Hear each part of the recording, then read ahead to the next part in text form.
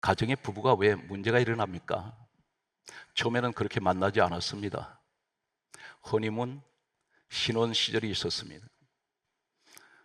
서로 사랑하고 나보다도 상대방을 더 사랑했고 내 몸보다 더 아꼈던 관계가 시간이 지나면서 점점 틈이 벌어지고 급기야는 서로에게 상처를 주는, 그리고 오늘 또 어쩌면 이 시간까지 부부가 때로는 몇 년, 10년, 20년 세월이 흐른 동안에 남편 아니면 아내에게 받은 이 상처를 가지고 지금도 그 상처는 진행형으로 계속되고 있습니다. 왜 그럴까요? 하나님께서 6일째 날 천지를 창조하시고 마지막 날 사람을 지으십니다. 이렇게 말씀하십니다. 창세기 1장 26절 말씀에 보게 되면 하나님께서 사람을 이제 지으시는데 이렇게 말씀합니다. 우리의 형상을 따라 우리의 모양대로 사람을 만들고, 이렇게 말씀합니다. 하나님의 형상, 하나님의 모양을 가지고 있는 사람을 만들자, 그렇게 말씀하셨습니다. 하나님께서는 처음 남자 아담을 지으셨습니다. 그리고 후에 창세기 2장 18절 말씀에 보면 이상한 말씀이 소개되고 있습니다. 사람이 혼자 지내는 것이 좋지 아니하니 내가 그를 위하여 돕는 배필을 지으리라, 이렇게 말씀합니다. 돕는 배필, 기억해 주시면 좋겠습니다. 그런데 분명 창세기 2장 18절에 아담을 돕는 배필로 여자 하와 아내를 지으시겠다고 하셨던 하나님 바로 짓지 않습니다. 바로 창세기 2장 18절 이 말씀을 하시고 19절에 바로 이어서 뭘 하시냐면 하나님께서 지으신 모든 짐승들을 아담에게 이름을 짓게 하시려고 성경 강조합니다.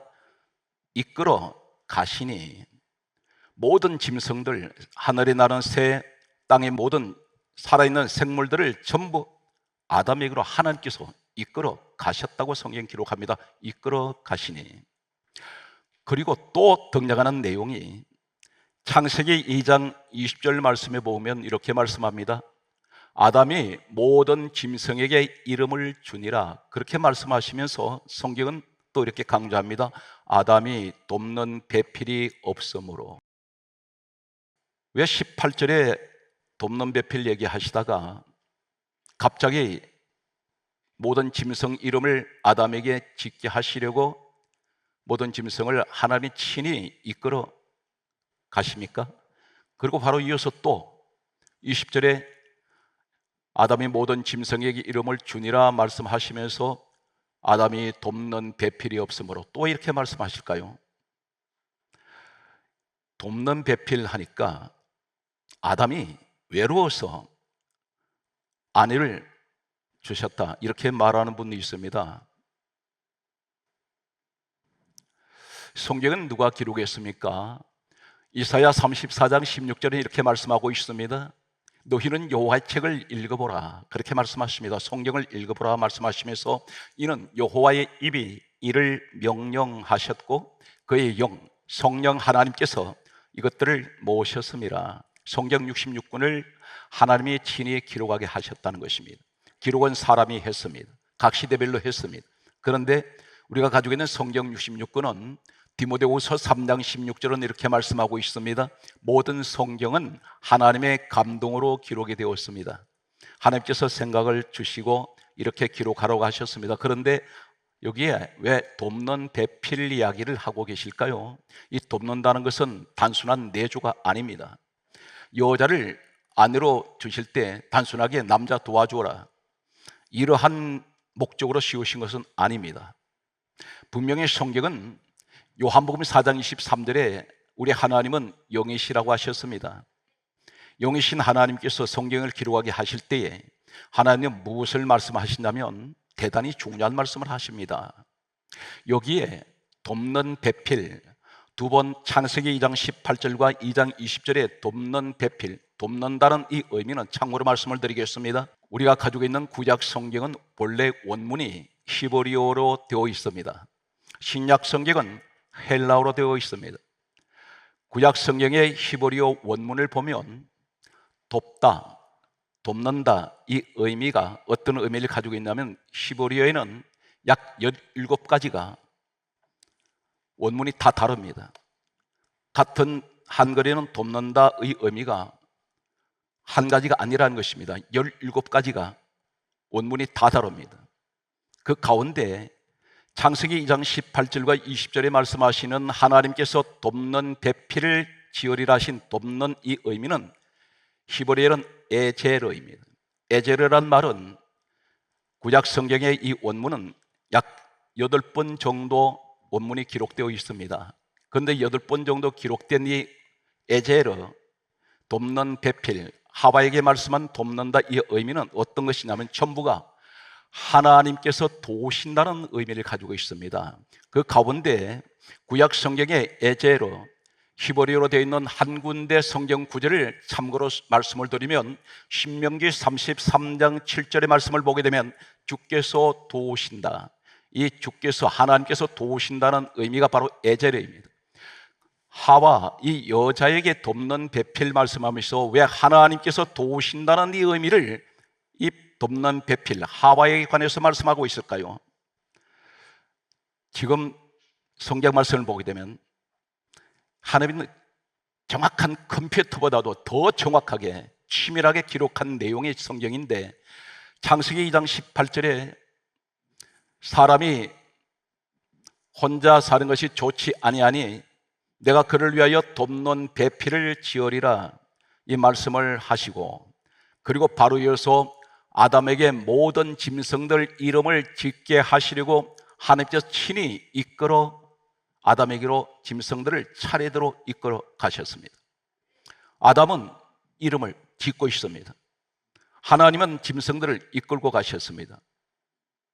그리고 바로 이어서 20절에 아담이 모든 짐승에게 이름을 주니라 말씀하시면서 성경은 뭐라고 강조하느냐면 아담이 돕는 배필이 없으므로 이 내용이 무슨 얘기냐면 돕는 배필 18절과 20절 사이에 끼어있는 내용이 무엇입니까? 하나님이 모든 짐승들 이름을 아담이 짓게 하시려고 이끌어 가고 계시고 일하고 계신다는 것입니다.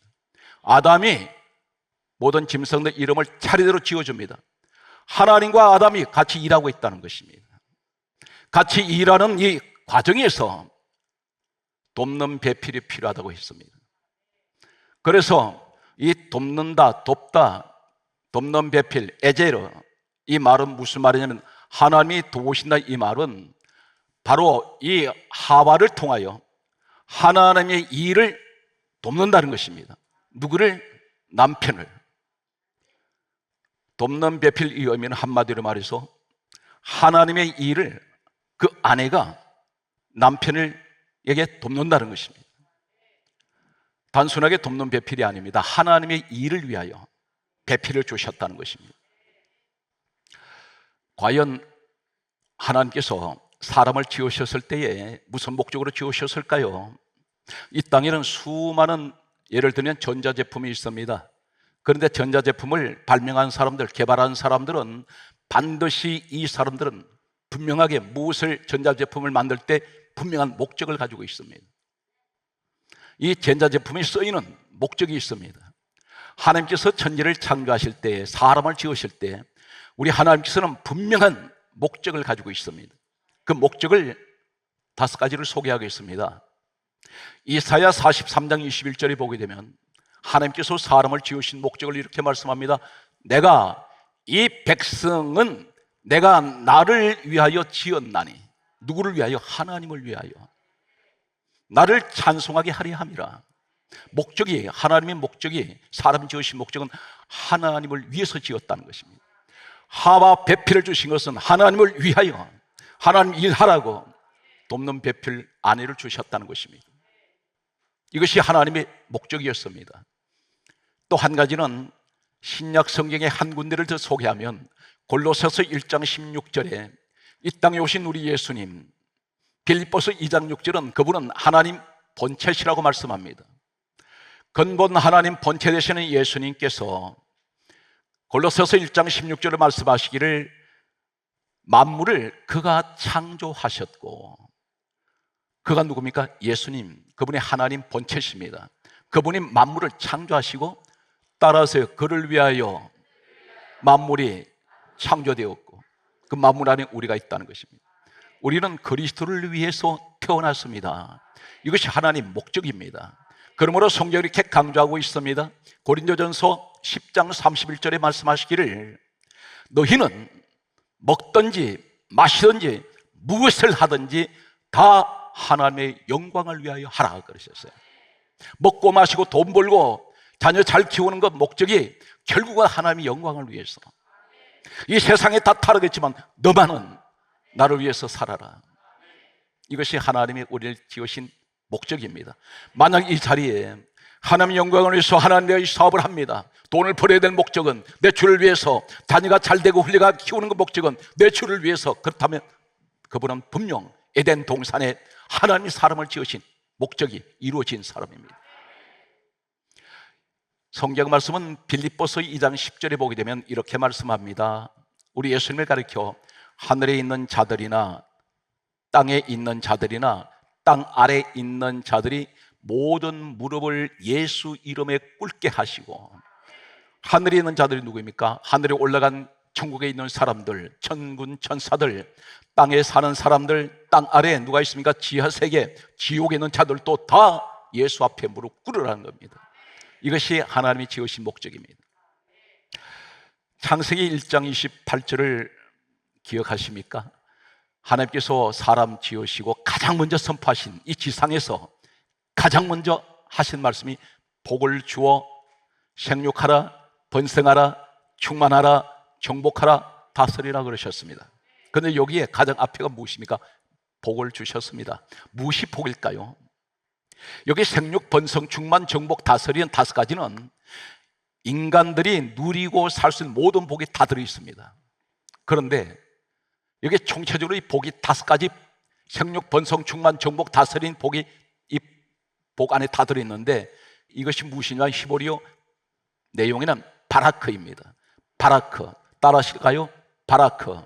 이 바라크가 바로 무엇입니까? 무릎 꿇다, 예배하다, 절하다, 엎드리다, 이것이 복입니다. 이것이 원문이 바라크입니다. 무엇을 말합니까? 하나님을 예배하고 너 하나님 앞에 엎드려 기도하고 너 하나님께 무릎 꿇어라.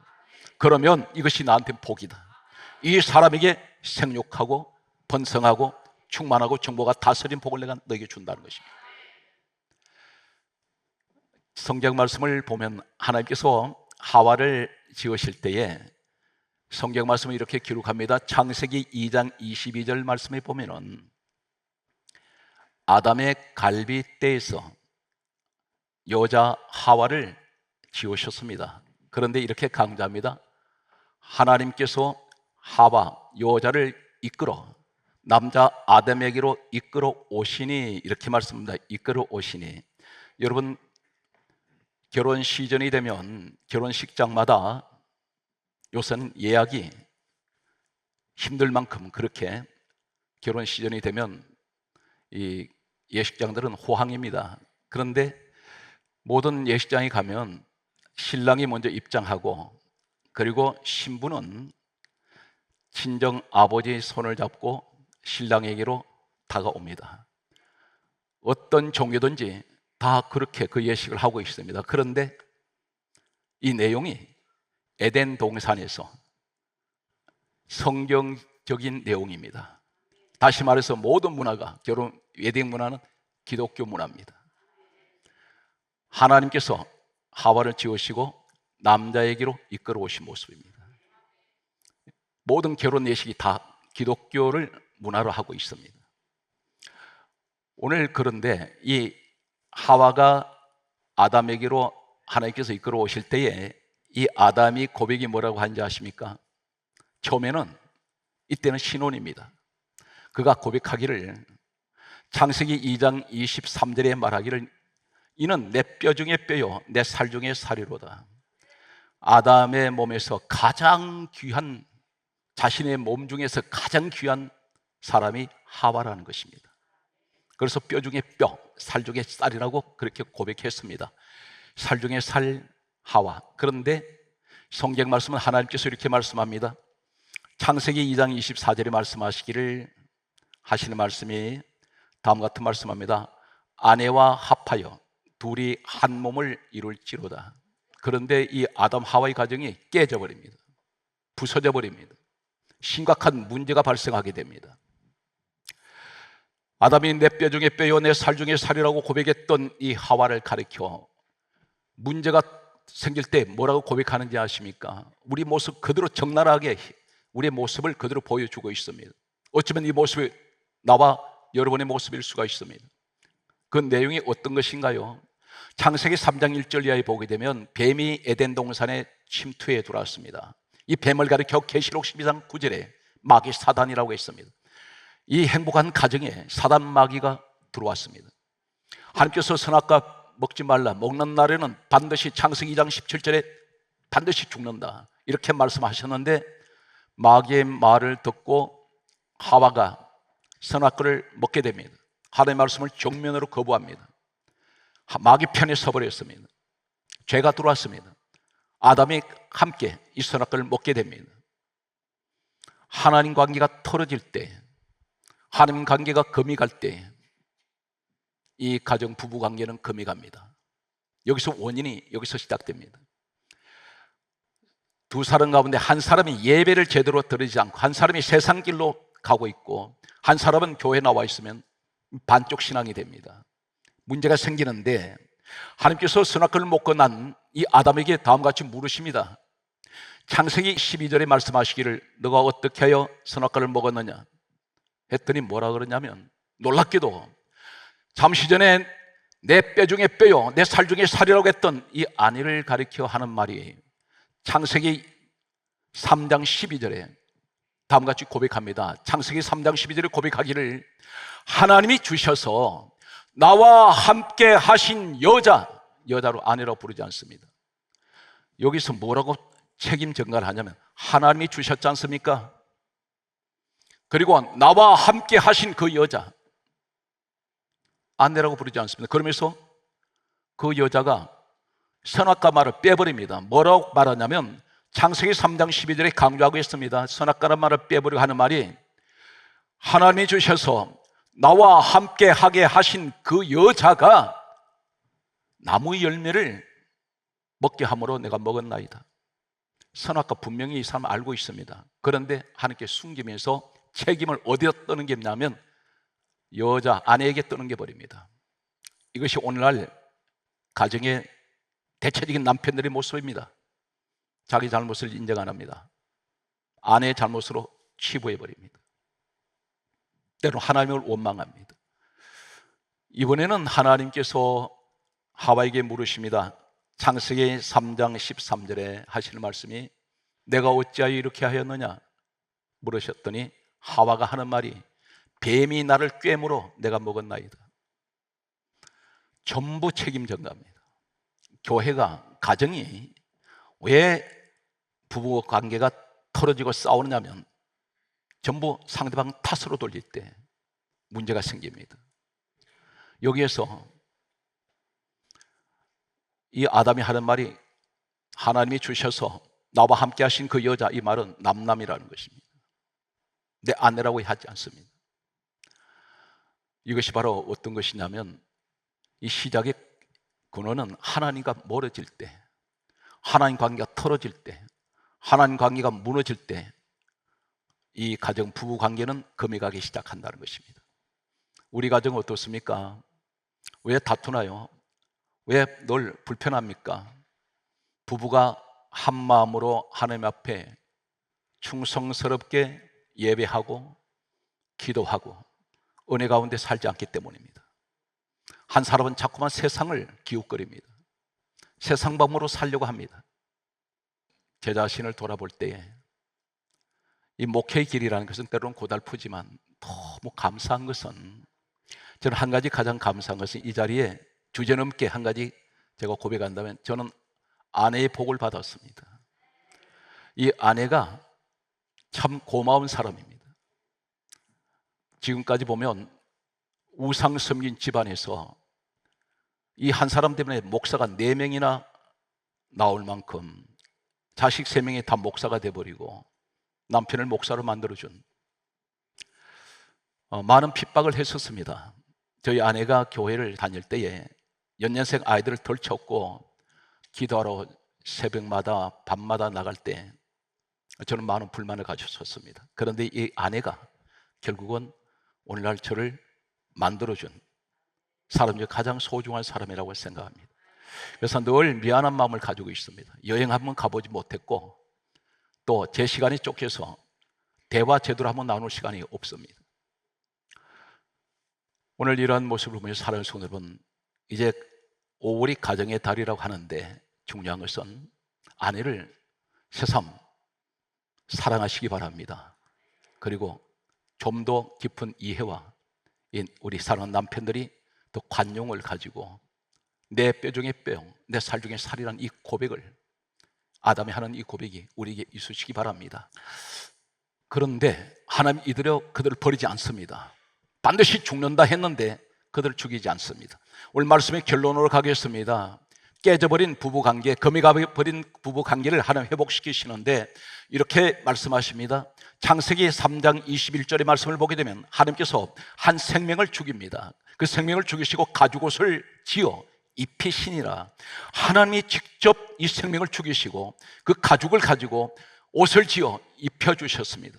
그런데 여기서 놀라운 사실은 창세기 3장 1절에 뱀이 등장하면서 죄가 들어오는 순간부터 21절까지는 가죽옷을 지어 입히실 때까지 사람이란 말이 나오지 않습니다. 이 사람은 안트로포스, 위를 바라보는 자라는 뜻을 가졌는데 하나님께서 창세기 1장 26절에 우리의 형상을 따라 우리 모양대로 사람을 만들자고 하셨던 이 형상은 하나님의 거룩한 형상입니다. 그런데 죄가 들어온 순간 하나님의 거룩한 형상은 무너져 버렸습니다. 사람이라는 말이 없다가 가죽옷을 지어 입히시고부터는 창세기 3장 22절에 다시 사람이라고 부르세요. 안트로포스로 회복시킵니다. 하나님을 다시 바라보게 만듭니다. 가죽옷이 도대체 무엇일까? 이 가죽옷은 피가 완전히 범벅이 되어 있는 옷입니다. 피의 옷입니다. 이 내용은 바로 무엇을 말씀합니까? 예수님께서 이 땅에 오셔서 이렇게 말씀하셨습니다. 요한복음 5장 39절에 이 성경은 내게 대하여 기록할 것이다. 내게 대해 정언하는 것이다.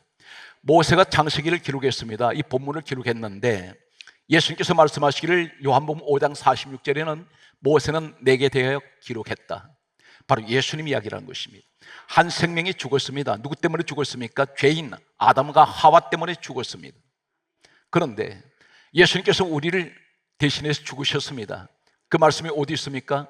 고린도 후서 5장 14절에서 15절 말씀에 보게 되면 모든 사람을 대신하여 예수님께서 죽으셨다고 했습니다.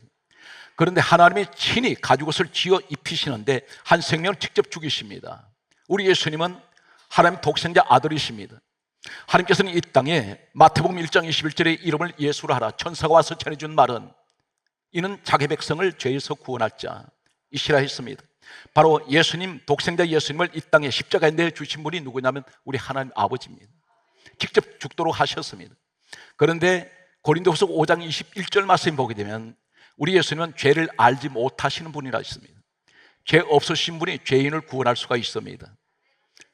가죽옷으로 옷을 만들어서 부끄러운 것을 가려주신 우리 하나님, 오늘 이 시대에 우리에게 말씀합니다. 예수 피는 어떤 축복이 있습니까? 바로 아담 하와 입고 있는 이 옷은 복음적으로 무엇을 말씀합니까? 예수 그리스도로 말미암아 죽게 될 죄인이, 반드시 죽어야 될 죄인이 죽지 않고 하나님께서 회복시키시고 부부관계를 회복시키는 이 축복은 예수 그리스도 피는 어떤 것이 있습니까? 말씀을 전하고 마치겠습니다. 요한복음 6장 54절에 예수 그리스도 피는 영생의 피입니다.